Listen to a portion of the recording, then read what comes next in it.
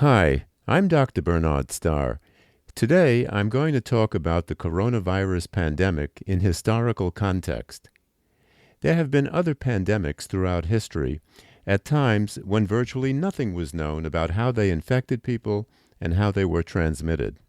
Sadly, although we now know a great deal about diseases of all kinds, many are responding to the coronavirus pandemic as if they were living in the Middle Ages.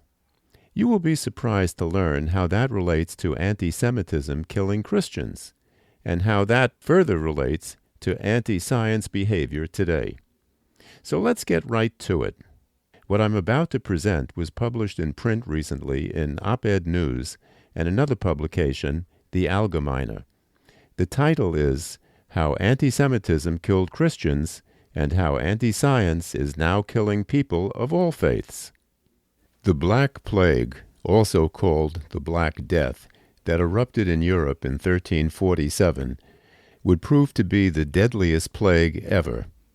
It ended in 1352, when herd immunity was achieved at the reported cost of the death of more than 30%, some say as much as 50%, of the European population. In the 14th century, there was no scientific understanding of how the plague arose or was transmitted.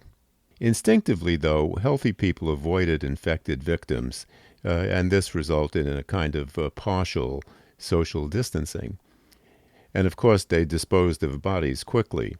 But few other precautions were in place beyond those. European cities were notorious for filth, and thus breeding grounds for disease. For the vast majority of peasants and commoners, personal hygiene ranged from the primitive to non-existent.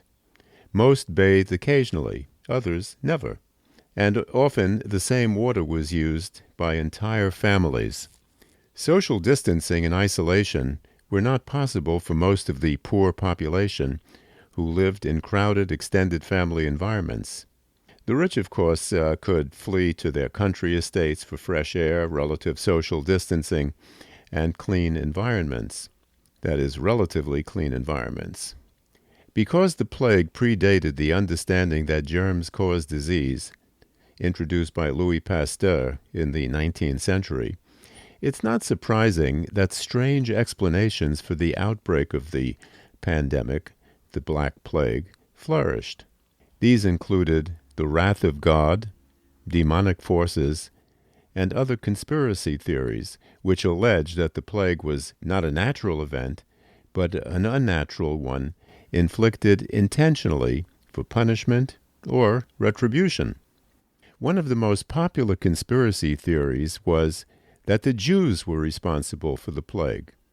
This made sense to the Christian medieval European population, which was consumed with virulent anti-Semitism. After all, if the Jews, as it was believed, kidnapped and killed Christian children to use their blood for making Passover matzah, the blood libel, the notion that they, quote, poisoned the wells, end quote, to set off the Black Plague did not seem far-fetched. Moreover, anecdotal reports declared that far fewer Jews than Christians fell victim to the plague. How could that be, many asked, unless the Jews initiated the plague? When that anti-Semitic conclusion swept through Europe, Jews were viciously attacked and slaughtered.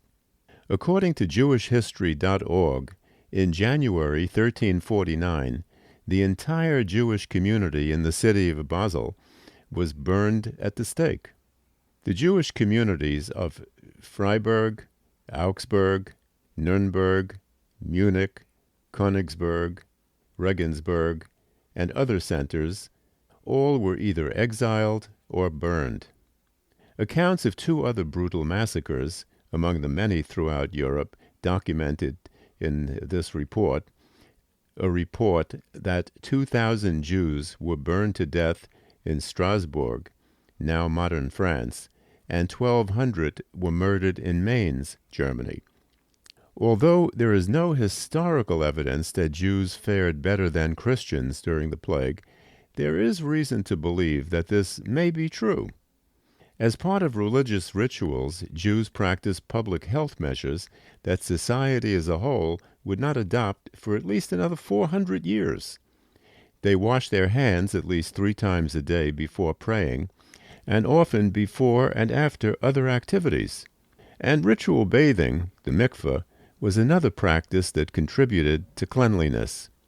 And ironically, since it was commonplace throughout Europe in medieval times for Jews to be confined to separate quarters, even before the first walled lockdown ghetto was established in Venice in 1516, they lived apart from the Christian population, whose environments, public and private, were petri dishes for disease.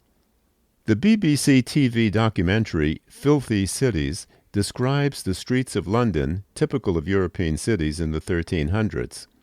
They were filled with ankle-deep mud, rotting fish and other animal remains, garbage, animal dung, and human feces and urine dumped into the street or thrown out of windows. The stench was horrific. Rather than embracing a conspiracy theory, had Christians asked, "What are the Jews doing differently from us that accounts for their lower plague rates?" If they had done that, possibly tens of thousands or more lives might have been saved.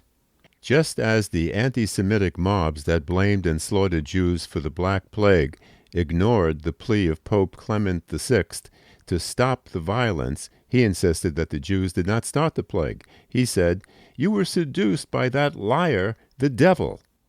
Today's science deniers, many seduced by voodoo doctors and detergent advocates, turn deaf ears to medical science's Pope Anthony Fauci's pleas to follow safety measures that can prevent and stop the spread of the coronavirus. Today, science has given us proven facts about the cause of diseases and how they spread. Yet a mind-boggling number of Americans ignore, challenge, or defy science. Some even embrace a bizarre conspiracy theory. They say the death rate from coronavirus is inflated. Doctors are making money by jacking up the numbers. Furthermore, doubters and deniers are not impressed that the number of infections and deaths have spiked when the recommendations of medical experts have not been followed. These skeptics continue to travel during holidays, attend crowded events without masks, and ignore social distancing.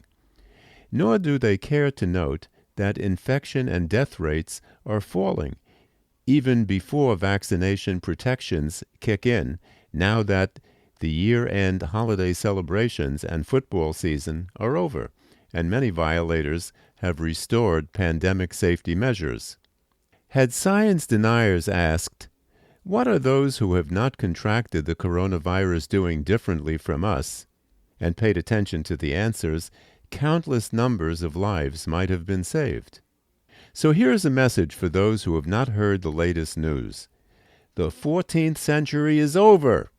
Please don't bring it back. Wear a mask, maintain social distancing, avoid crowds, and get a vaccination when available.